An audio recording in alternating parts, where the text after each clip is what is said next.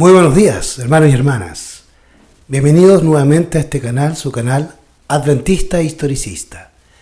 En esta ocasión vamos a estudiar un breve estudio referente a el Anticristo.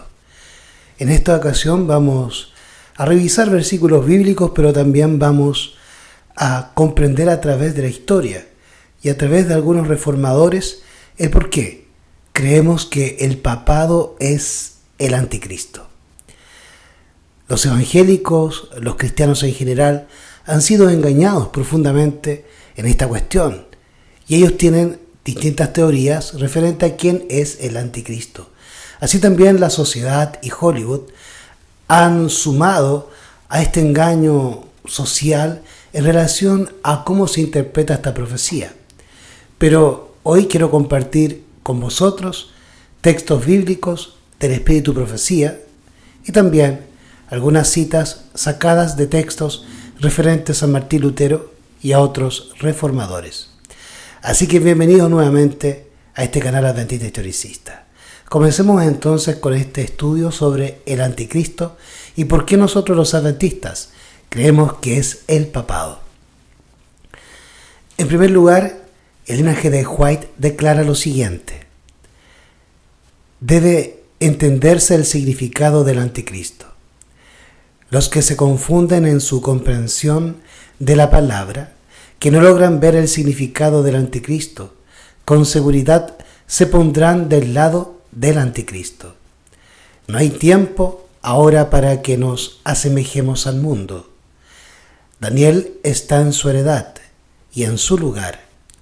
Las profecías de Daniel y Juan deben ser entendidas. Se interpretan mutuamente. Dan al mundo verdades que cada uno debe entender. Estas profecías deben ser testigos en el mundo. Mediante su cumplimiento se explicarán a sí mismas en estos últimos días. El Señor está a punto de castigar al mundo por su iniquidad. Está por castigar a las entidades religiosas por su rechazo de la luz y la verdad que les han sido dadas. El gran mensaje que combina los mensajes de los ángeles primero, segundo y tercero deben ser dados al mundo ahora. Este debiera ser el propósito de nuestra obra. Los que verdaderamente creen en Cristo estarán de acuerdo abiertamente con la ley de Jehová. El sábado es la señal entre Dios y su pueblo, y debemos hacer que sea visible nuestra conformidad con la ley de Dios, observando el sábado. Él ha de ser la señal de distinción entre el pueblo elegido de Dios y el mundo. Tomado de Mensajes Selectos, tomo 10, del año 1900. Comentario bíblico 7a. Por Ellen G. White, de Primera de Juan, capítulo 2, versículo 18. Ellen G. White nos invita a estudiar tanto el libro de Daniel como el libro de Apocalipsis para comprender quién es el Anticristo. Y ella nos señala que si no entendemos quién es, corremos el riesgo de unirnos realmente a él.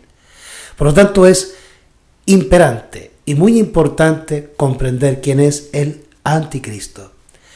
La palabra del profeta, influenciada por el Espíritu Santo, nos revela la importancia de conocer la identidad de este personaje profético, de este representante de Satanás en la tierra.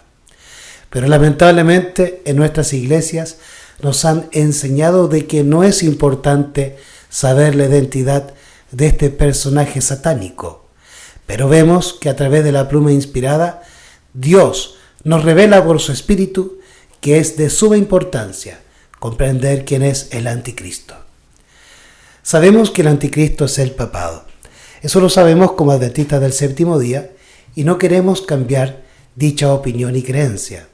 Pero sí quiero profundizar esta temática y hacerles comprender en todo su énfasis y en todo su contexto quién es o qué es realmente el Anticristo o qué significa este concepto o esta palabra, anticristo, que va mucho más allá de significar lo que para la adventista significa el papado. Vamos a comprender que el primer anticristo es Satanás, y todos aquellos que actúan en conformidad al carácter de Satanás se transforman o nos transformamos en anticristos. Los anticristos, que son más de uno, como lo vamos a ver a través de la Escritura, son todos aquellos que rechazan el Evangelio y se niegan a obedecer los mandamientos de Dios, como lo hizo Satanás y también los ángeles caídos. Así que vamos a comenzar con este estudio sobre el anticristo, el hombre de pecado, el cuerno pequeño y el papado. Hoy vamos a comenzar a entender la profecía respecto al anticristo y también de sus sinónimos bíblicos, como el hombre de pecado, el cuerno pequeño y también el anticristo. Vamos a entender entonces todos estos conceptos de aquí en más, pero hoy comenzaremos con el concepto y la palabra el anticristo. Y vamos a viajar a través del tiempo para poder razonar y comprender este concepto profético. Vamos a comenzar con 1 de Juan capítulo 2, versículo 18. Dice allí: hijitos, ya es el último tiempo, y como vosotros habéis oído que el anticristo ha de venir, así también al presente hay muchos anticristos, por lo cual sabemos que es el último tiempo. Así que Juan, el discípulo amado, nos advierte que como parte del último tiempo había de venir el anticristo. Así que Juan nos revela que al presente, en sus días, cuando él vivía, ya existían muchos anticristos. Y eso es muy importante de tener en cuenta, ya que Juan nos está advirtiendo, señalando que el concepto de anticristo no atañe solamente al papado, aunque históricamente y bíblicamente y proféticamente debemos entender finalmente que el anticristo como figura profética es el papado. El papado es el hombre de pecado, pero Juan nos advierte que hay muchos anticristos en su propio tiempo, y eso es debido a como vamos a estudiar aquí en más, y como les comentaba anteriormente, el anticristo o el concepto de anticristo está relacionado no solamente con el papado, sino con Satanás y con todas las personas que sigan el carácter y el ejemplo del diablo al rechazar la autoridad de Dios, su palabra y a Cristo mismo. Anticristo, en el griego anticristo, no tiene artículo, como si fuera nombre propio. También podría traducirse con el artículo indefinido un anticristo. Anticristo es una transliteración de anticristos, sustantivo griego compuesto de anti, contra o en lugar de, y Christos, Cristo o Mesías. Por lo tanto, la palabra puede significar uno que se opone a Cristo o uno que pretende ocupar el lugar de Cristo o uno en quien se combinan ambas características, es decir, uno que ocupa el lugar de Cristo pero a la vez se opone a Cristo. El título anticristo podría también aplicarse a cualquiera que pretendiera ocupar el lugar de Cristo, pues esa es una pretensión falsa. De manera que cualquier monarca, rey, presidente o dirigente humano que quiera levantarse o erigirse como un líder político y religioso para dominar las conciencias y la vida de la gente, se transforma en un anticristo o aquel que se interpone entre Cristo y el hombre. Y eso fue el primero de ellos, Caín, y posteriormente Nimrod, como hombres. Pero, como yo les comentaba anteriormente y como vamos a entender de aquí en más, Satanás es el símbolo del primer anticristo, y todos aquellos que continúen su ejemplo serán también considerados como anticristos y dentro de este concepto.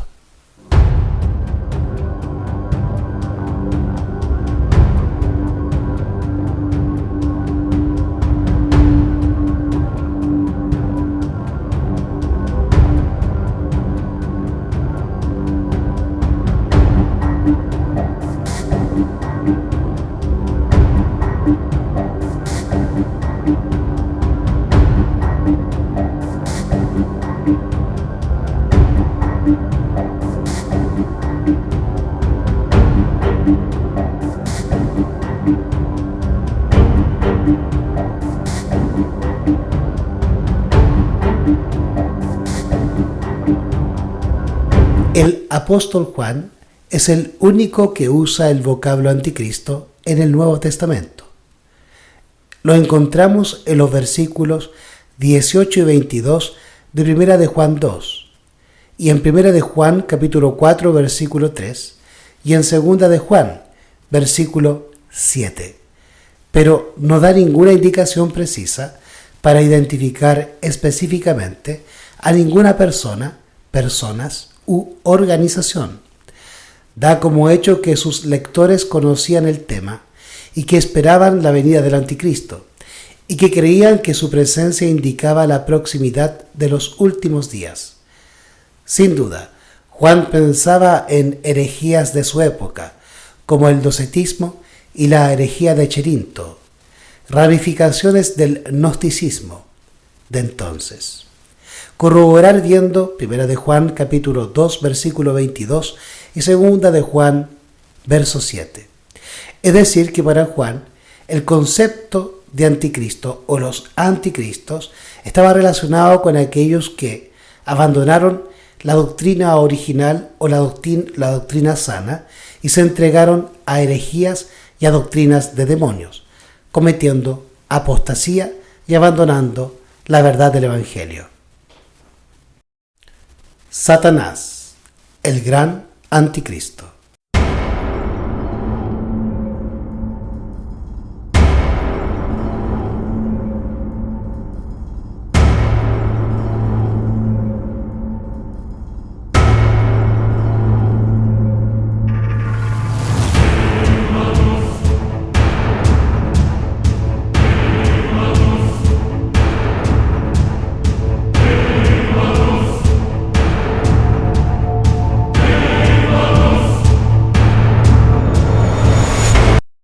Es oportuno recordar que el anticristo original y por antonomasia es Satanás, quien siempre se ha opuesto a Cristo con la ayuda de varios instrumentos humanos.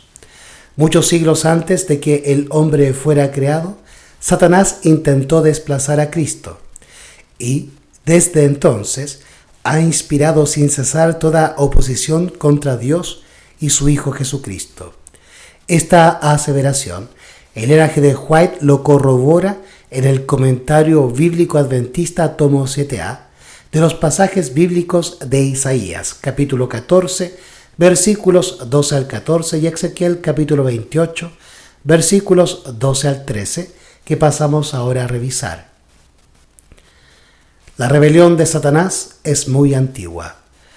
Los registros de algunos son similares al del excelso ángel cuya categoría seguía a la de Jesucristo en los atrios celestiales. Lucifer, como querubín protector, estaba rodeado de gloria.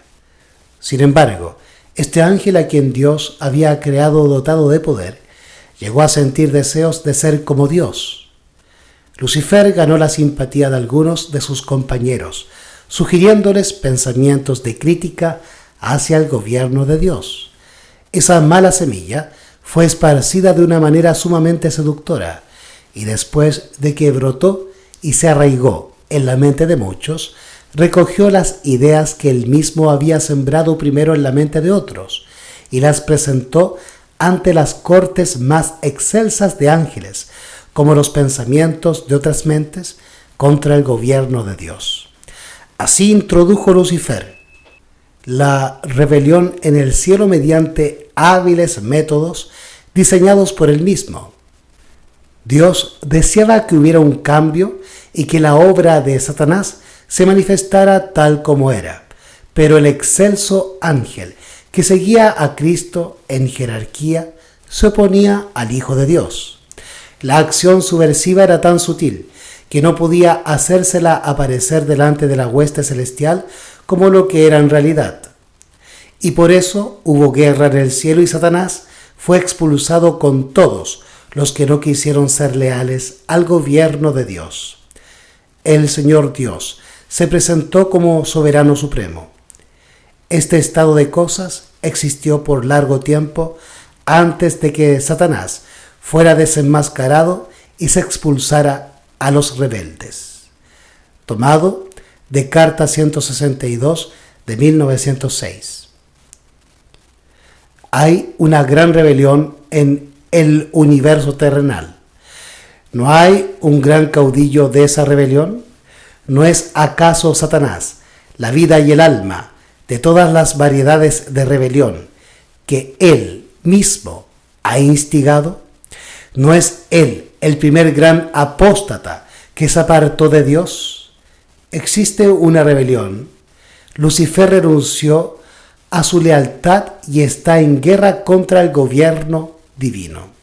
Se le ha confiado a Cristo el sofocar la rebelión. Él hace de este mundo su campo de batalla. Está a la cabeza de la familia humana. Reviste su divinidad con humanidad y recorre el terreno donde cayó Adán y soporta todos los ataques de las tentaciones de Satanás, pero no se rinde en un solo detalle. La salvación de un mundo está en juego. Él resistió al supremo engañador. Tuvo que vencer como hombre en lugar del hombre, y el hombre de la misma manera debe vencer mediante un escrito está. Sus propias palabras de Cristo, dichas bajo la apariencia de la humanidad, serían juzgadas erróneamente, torcidas y falsificadas. Pero sus propias palabras, pronunciadas como el divino Hijo de Dios, no podían ser falsificadas. En el último gran día será cuando cada uno recibirá, de acuerdo con sus obras. Será la condenación final y eterna del diablo, de todos sus simpatizantes y de todos los que han estado sometidos a él y se han identificado con él. ¿Tendrá alguna razón para su rebelión?, pregunta el Ellen G. White. Cuando el juez de todo el mundo lo interrogue: ¿por qué has hecho así?, ¿qué razón podrá presentar? ¿Qué causa podrá alegar? Tened en cuenta que cada lengua está silenciosa, cada boca que ha estado tan dispuesta para hablar el mal, tan dispuesta hasta para acusar, tan lista para pronunciar palabras de recriminación y falsedad, está callada. Y todo el mundo de rebelión está sin habla delante de Dios. Sus lenguas están pegadas a su paladar. Se puede especificar el lugar donde entró o comenzó el pecado. Perfecto eras en todos tus caminos, hasta que se halló en ti maldad. Se enalteció tu corazón a causa de tu hermosura. Corrompiste tu sabiduría a causa de tu esplendor. Todo esto era dádiva de Dios. No se podía acusar a Dios por esto, de haber hecho al querubín cubridor bello, noble y bueno. A causa de la multitud de tus contrataciones, por la amplitud de tu comercio, fuiste lleno de iniquidad y pecaste. Con la multitud de tus maldades y con la iniquidad de tus contrataciones, inmoralidad de tu comercio, profanaste tu santuario. Contratación es aquí símbolo de una administración corrupta. Señala la introducción del provecho propio en las prácticas espirituales. Nada es aceptable delante de Dios en el servicio espiritual, con excepción de los propósitos y obras que son para el bien del universo. Hacer el bien a otros redundará para la gloria de Dios.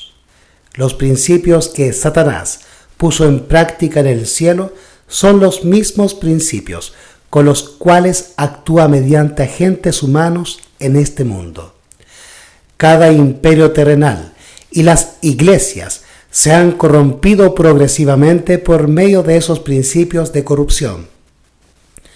Satanás engaña y corrompe a todo el mundo desde el principio hasta el fin, poniendo en práctica esos principios. Él continúa con su mismo plan de acción, comenzando originalmente en el universo celestial, e infunde su energía en todo el mundo con su violencia, con la cual corrompió el mundo en los días de Noé. Tomado de Carta 156 de 1897. En estos sendos comentarios bíblicos, Ellen G. White nos corrobora la aseveración de que Satanás fue el primer anticristo que se quiso colocar en el lugar de Dios para oponerse a Cristo mismo. Y él y sus ángeles caídos han llevado adelante la rebelión en estos últimos milenios. Y este carácter rebelde ha sido traspasado al hombre, por el cual Satanás ha perseguido al pueblo de Dios. Los rebeldes y apóstatas, tanto en el estado humano, en la política, en los gobiernos del mundo, como en las iglesias caídas. Los hombres han perseguido la verdad, se han opuesto a Cristo y al Evangelio y han perseguido a los fieles que han permanecido intactos por el poder de Dios. Y en muchas ocasiones fueron muertos por el poder de Satanás y del anticristo terrenal, el papado. Así que, hermanos, todos aquellos que se han unido a Satanás en rebelión contra Cristo y contra su palabra revelada por el Espíritu Santo, y sobre todo contra la verdad de que Jesucristo es el Hijo engendrado de Dios, y contra el sábado, se han unido a Satanás y al papado en franca rebelión contra el Evangelio, y se han conformado dentro del concepto del anticristo. Son parte de los muchos anticristos que se han opuesto a Cristo, a su palabra y a su Padre.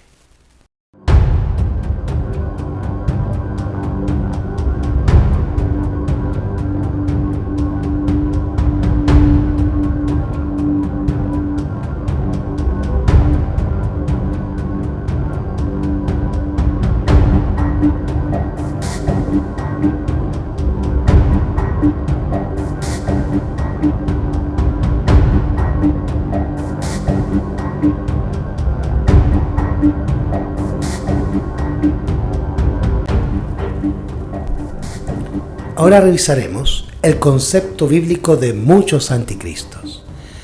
El plural indica que Juan no se refería a ninguna manifestación específica, sino que clasificaba como anticristos a todos los adversarios heréticos.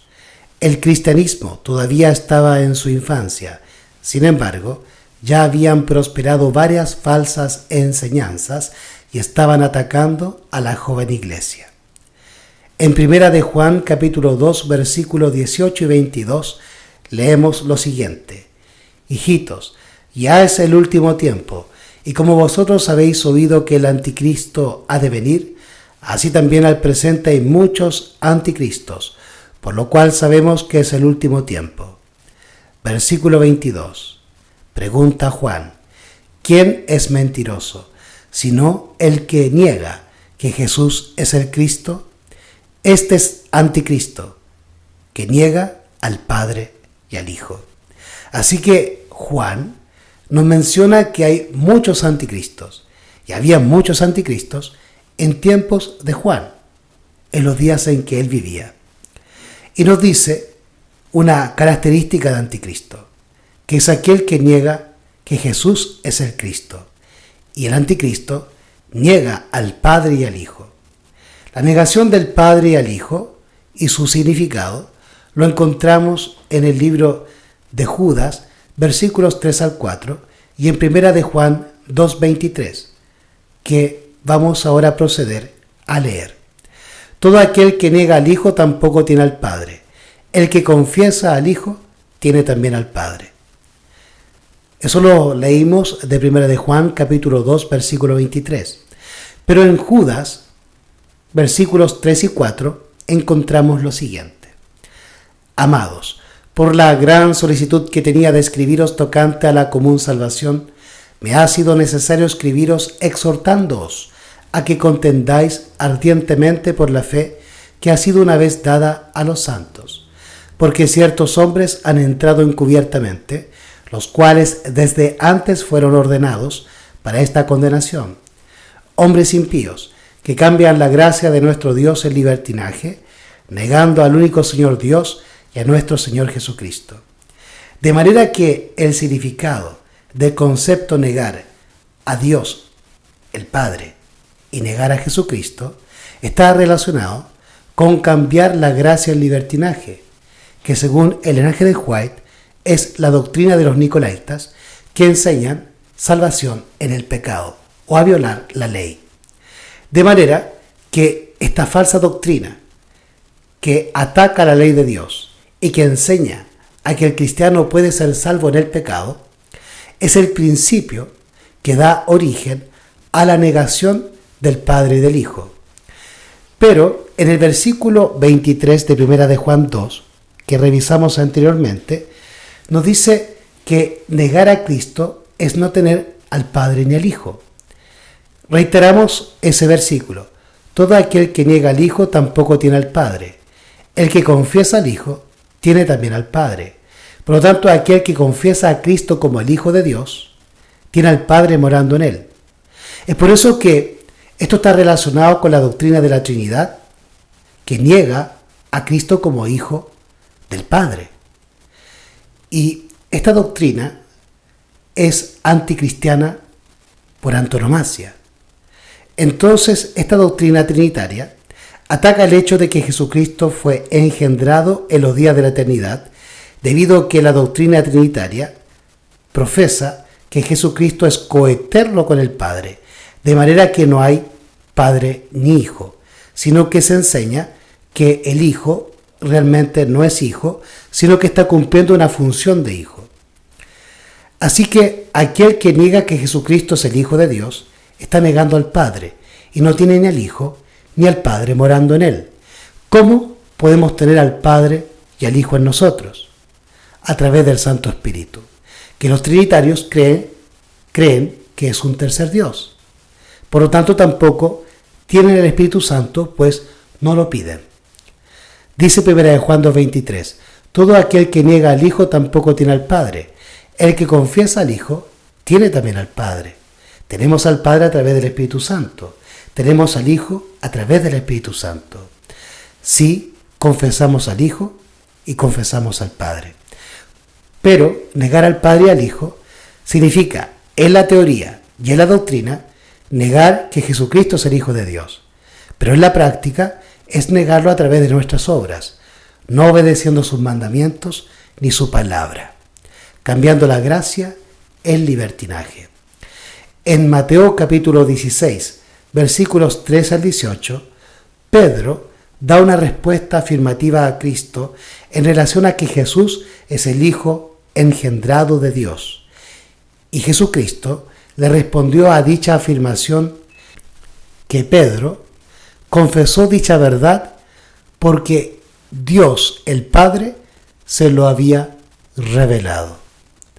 Así que todo aquel como Pedro o con Pedro confiesa que Jesucristo es el unigénito Hijo de Dios, engendrado en los días de la eternidad, entonces esa persona tiene morando en él al Padre y al Hijo. Pero todo aquel que rechaza al Hijo, rechaza también al Padre. Y ese es el espíritu del anticristo.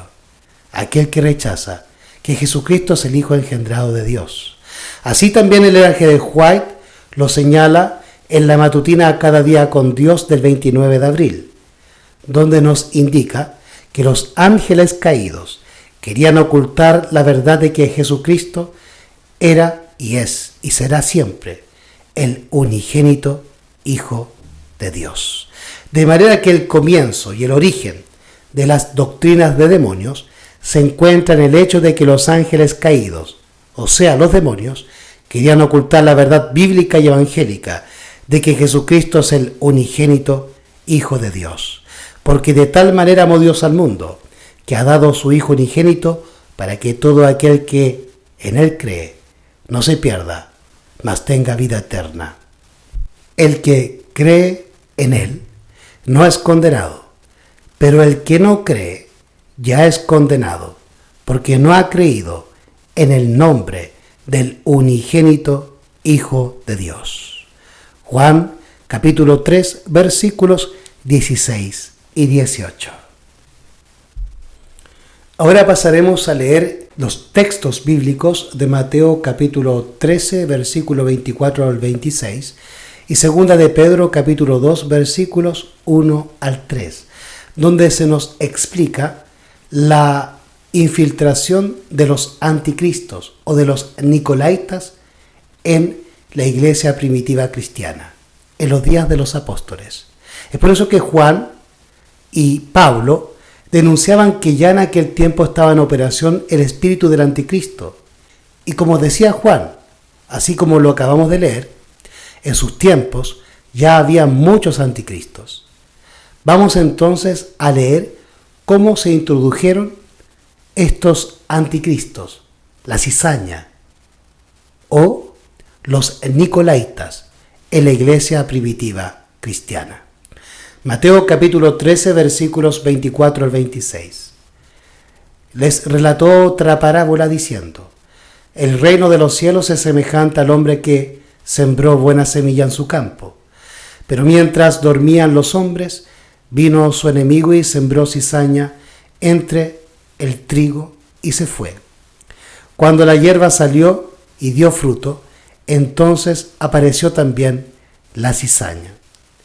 De manera que la cizaña representa a todos los agentes de Satanás que él ha introducido secretamente en la iglesia, y ésta recibe el nombre de cizaña.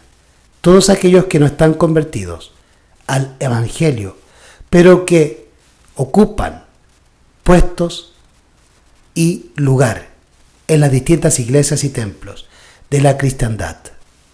Esos son anticristos, agentes de Satanás introducidos por él mismo para oponerse a Cristo y al evangelio desde adentro de la iglesia.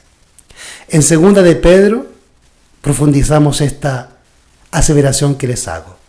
Segunda de Pedro capítulo 2 versículos 1 al 3.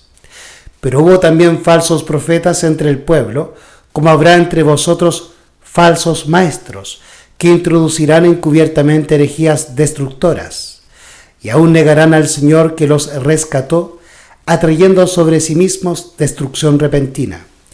Y muchos seguirán sus caminos perniciosos, y por causa de ellos el camino de la verdad será blasfemado. Y por avaricia harán mercadería de vosotros con palabras fingidas, sobre los cuales la condenación ya de largo tiempo no se tarda, y su perdición no duerme. Aquí en segunda de Pedro, capítulo 2, versículos 1 al 3, se nos corrobora la idea de que los anticristos fueron infiltrados como cizaña por Satanás encubiertamente, y ellos, así, en forma solapada, introdujeron falsas doctrinas, como la doctrina de los nicolaitas, en que se enseña a pecar al pueblo y a violar la ley, y de esa manera pensar que serán salvos en el pecado. En Pedro también se nos señala la característica que veíamos en primera de Juan 2, que los anticristos niegan al Padre y niegan al Señor Jesucristo. De manera que tenemos un paralelismo literario que relaciona o une a segunda de Pedro 2, 1 al 3 con primera de Juan capítulo 2, versículos 18 en adelante, que nos habla del anticristo, que iba a negar al Padre y al Señor Jesucristo. Así que en Pedro, o en segunda de Pedro 2, 1 al 3, se nos está hablando lo mismo que en Mateo capítulo 13, 24 al 26, o en su defecto, en primera de Juan capítulo 2, 18 en adelante, o en primera de Juan capítulo 4 en adelante, versículo 1 en adelante. Y también en segunda de Tesalonicenses capítulo 2, versículos 9 en adelante. Así que la Biblia está relacionada, cada pasaje bíblico está relacionado uno con otro. Y debemos estudiar pasaje con pasaje para ir comparando texto con texto y así comprender el significado de los conceptos y de los textos bíblicos que estamos estudiando. Vamos ahora a revisar el concepto salieron de nosotros. Este concepto lo encontramos en primera de Juan capítulo 2 versículos 18 y 19. Pero vamos a ampliar la visión de este concepto para entenderlo con la Biblia en Hechos capítulo 15, versículos 22 al 24. Dice 1 de Juan 2, 18 y 19. Hijitos, ya es el último tiempo, y como vosotros habéis oído que el anticristo ha de venir, así también al presente hay muchos anticristos, por lo cual sabemos que es el último tiempo. Salieron de nosotros, pero no eran de nosotros, porque si hubiesen sido de nosotros, habrían permanecido con nosotros, pero salieron para que se manifestase que no todos son de nosotros. Mas vosotros tenéis la unción del Santo y conocéis todas las cosas. Es interesante que en el versículo 20 se hace la aseveración de que los fieles dentro de la iglesia, o los que permanecen en la verdad dentro de la iglesia, tienen la unción del Santo Espíritu. Y en Juan capítulo 14, versículos 15 y 16, nos menciona que para que el Padre nos envíe su Santo Espíritu a través de Jesucristo, tenemos que guardar sus mandamientos. De manera que cuando Juan asevera a un grupo de personas dentro de la iglesia que ellos tienen la unción del Santo Espíritu, está señalizando a aquellos que guardan los mandamientos de Dios y son obedientes a la palabra de Dios dentro de la iglesia. Y está haciendo una comparación con aquellos que salieron de nosotros, pero no eran de nosotros. Y esos son los anticristos que salieron de la iglesia. Pero a través de Hechos de los Apóstoles, capítulo 15, versículos 22 al 24, vamos a comprender qué significa el hecho de que salieron de nosotros. Vamos entonces a dicho pasaje de Hechos de los Apóstoles 15, 22 al 24. Entonces pareció bien a los apóstoles y a los ancianos con toda la iglesia elegir varones de ellos y enviarlos a Antioquía con Pablo y Bernabé, a Judas, que tenía por sobrenombre Barsabás, y a Silas, varones principales entre los hermanos. Versículo 23. Y escribir por mano de ellos de esta manera: los apóstoles y los ancianos y los hermanos, a los hermanos que son de los gentiles que están en Antioquía y en Siria y en Cilicia, saludos. Versículo 24. Por cuanto hemos oído que algunos que han salido de vosotros os han inquietado con palabras, turbando vuestras almas, mandando circuncidaros y guardar la ley, y a los cuales nos dimos tal mandato. Entonces aquí se nos está diciendo que el concepto salieron de nosotros tiene que ver con apartarse del Evangelio y la verdad presente. Entonces aquí hay un grupo de judaizantes en tiempos de Pablo que estaban atacando a la iglesia y al Evangelio, llevando al pueblo cristiano de entonces a circuncidar a los cristianos y llevarlos a guardar las leyes ceremoniales.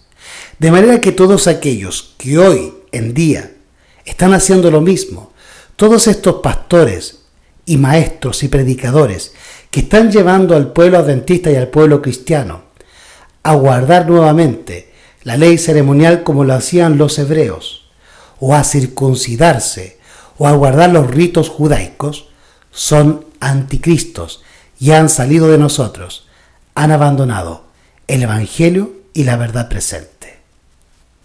Son enemigos de Cristo y de su gracia. Este es anticristo. Vamos a revisar este concepto en donde se señala a quién es el anticristo. Primera de Juan capítulo 4 versículo 3. Y todo espíritu que no confiesa que Jesucristo ha venido en carne no es de Dios.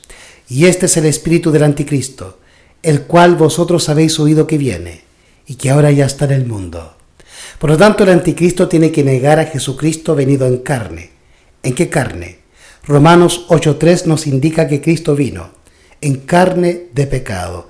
Y en el libro de los Hebreos, capítulo 2, versículo 16, se nos indica que Jesucristo tomó la naturaleza de los hijos de Abraham, De manera que los anticristos, en los tiempos pasados, en los tiempos papales de la Edad Media, se levantaron para negar la verdad de que Jesucristo vino en la naturaleza caída, tuya y mía.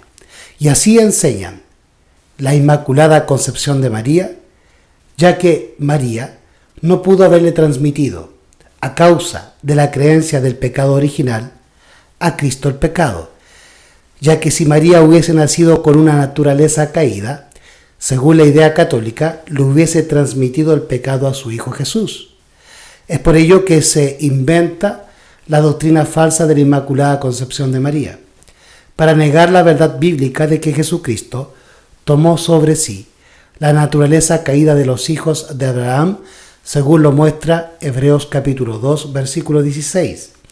De manera que los anticristos iban a negar este hecho bíblico de que Jesús tomó sobre sí la naturaleza caída de los hombres, para darnos ejemplo y enseñarnos a cómo vencer el pecado. De esa manera, aquellos que niegan que Jesucristo ha venido en carne de pecado, también niegan la victoria sobre el pecado y niegan que Jesucristo sea nuestro ejemplo para salvación de el hombre de sus pecados. Son los mismos que enseñan que vamos a pecar hasta que Cristo venga y que no podemos guardar la ley.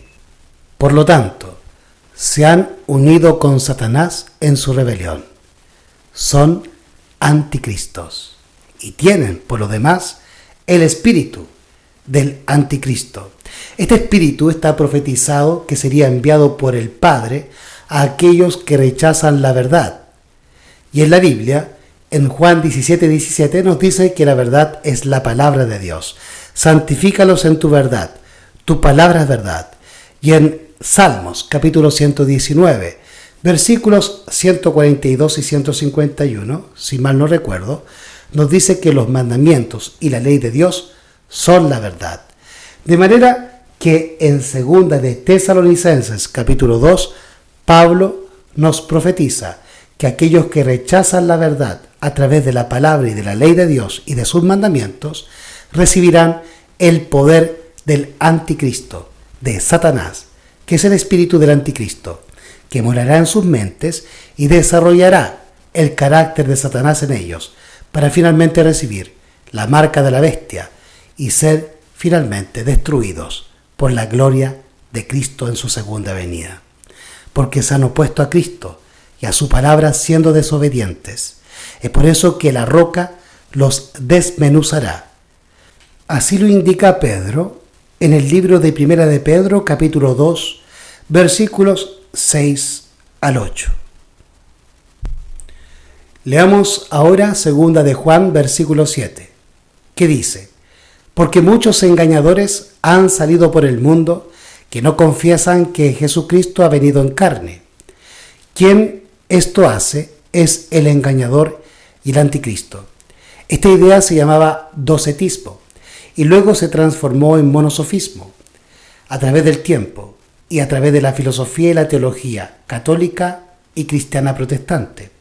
Y ese monosofismo hoy en día se ha transformado en la idea de que Jesucristo tomó solamente la naturaleza divina para venir a la tierra y que no tenía naturaleza humana, o que no tomó la naturaleza humana caída.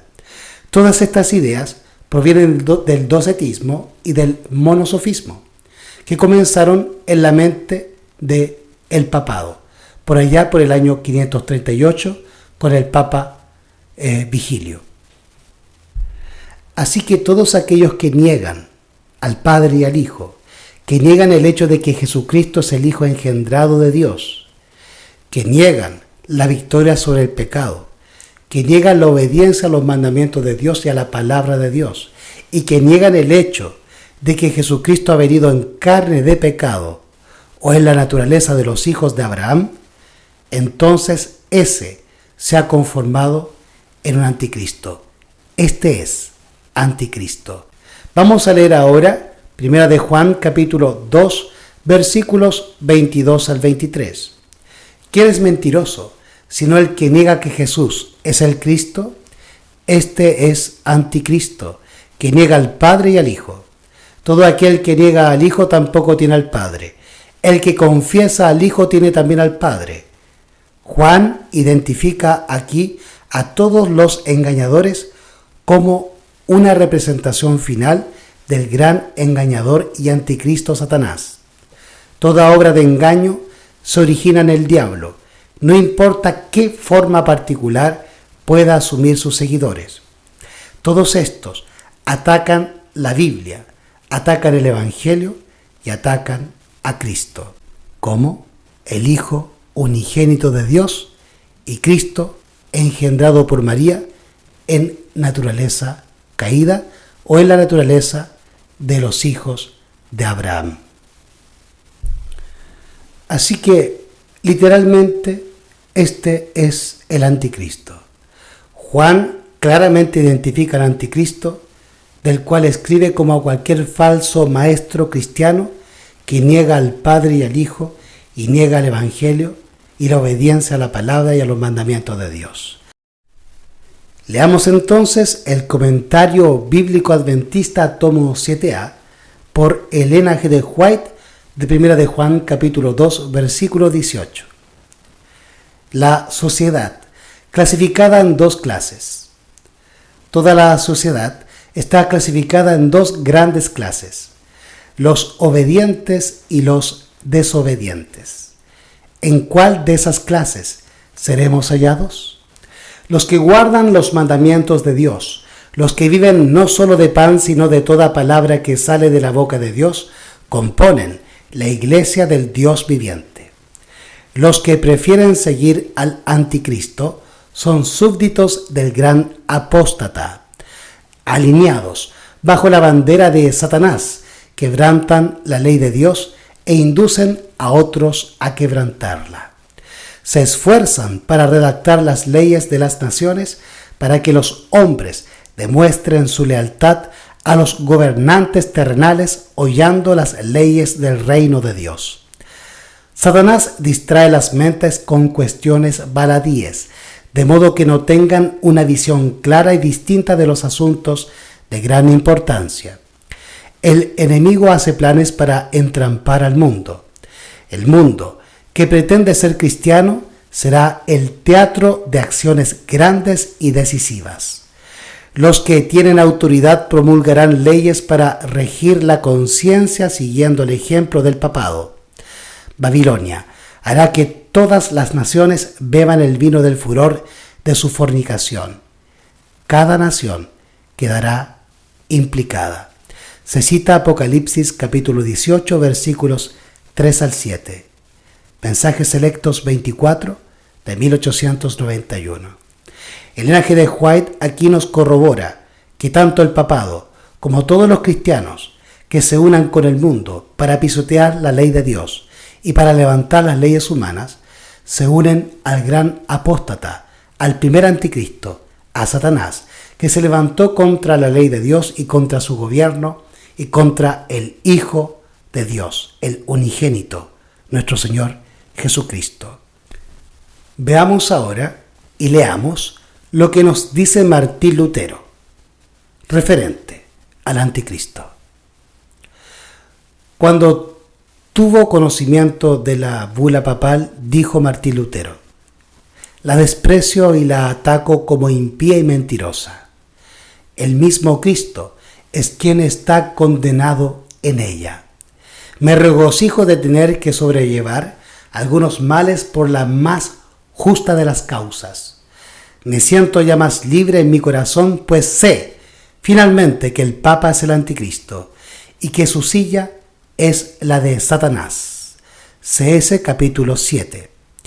En 1520, Martín Lutero señaló: estoy prácticamente acorralado y difícilmente puedo dudar más de que el Papa sea realmente el anticristo, porque cada cosa corresponde tan exactamente a su vida, acción, palabras y mandatos. Yo diría con claridad que él es el verdadero anticristo, señalizó Martín Lutero. Tomado de Works of Martin Lutero with Introduction and Notes, Trabajos de Martín Lutero, con introducciones y notas, volumen 6. También los protestantes que van a erigir la imagen de la bestia lo harán a través del espíritu del anticristo y, por lo tanto, conformarán el grupo de los anticristos, o son parte del espíritu del anticristo, porque siguiendo las huellas de la Iglesia Madre han actuado en conformidad al ejemplo papal. Y por ende harán la imagen de la bestia actuando como la bestia en la época medieval. El doctor y teólogo Samuel Hopkins nos declara lo siguiente referente a las iglesias protestantes. No hay razón para creer que el espíritu y las prácticas anticristianas se limiten a lo que se llama actualmente la Iglesia romana. Las iglesias protestantes tienen en sí mucho del anticristo y distan mucho de haberse reformado enteramente. Así que el doctor y teólogo Samuel Hopkins nos declara que las iglesias protestantes también tienen o conforman el grupo de los anticristos o tienen el espíritu del anticristo. Y esto a que ellas se han conformado a las tradiciones y a las mentiras de la Iglesia Católica Romana, siguiendo sus falsedades y atacando el día de reposo, el sábado, y oponiéndose a la palabra de Dios, creyendo en la inmortalidad del alma, y también rechazando la ley y los mandamientos de Dios, uniéndose así con el gran rebelde, Satanás y su representante en la tierra, el Papa, el Cuerno Pequeño o el Anticristo. Ahora vamos a revisar cómo algunos reformadores y cristianos históricos revelaron la identidad del Cuerno Pequeño y lo relacionaron con la caída del Imperio Romano y la aparición del papado. Justino Mártir de Samaria, primer padre anteniceno de la Iglesia, relacionaba el segundo advenimiento con la conclusión de la profecía de Daniel capítulo 7 y aludía a los 3 tiempos y medio. Ireneo de las Galias declaraba que Roma, el cuarto reino de la gran sucesión, terminaría fragmentándose en 10 partes y que el Cuerno Pequeño ocuparía el lugar de 3 de las 10 divisiones de Roma. Además, identificaba al hombre de pecado o anticristo de Pablo con el Cuerno Pequeño de Daniel. El tiempo tenía inevitablemente una perspectiva muy reducida para esos primeros expositores del cristianismo. Para Ireneo, en el siglo II, los 3 tiempos y medio eran 3 años y medio literales dentro de la vida de un individuo. Pasó el tiempo y no fue sino hasta el siglo XII cuando Joaquín de Flora emite el concepto de que los 3 tiempos y medio equivaldrían a 1260 años literales. Tertuliano de Cartago, en el siglo III, ya había añadido el concepto de que, de acuerdo con Pablo, en 2 de Tesalonicenses capítulo 2, la continuación unificada de Roma demoraba la aparición del anticristo y que su división en 10 reinos daría lugar al aparecimiento del anticristo, el cual sería finalmente destruido por el resplandor del segundo advenimiento de Jesús.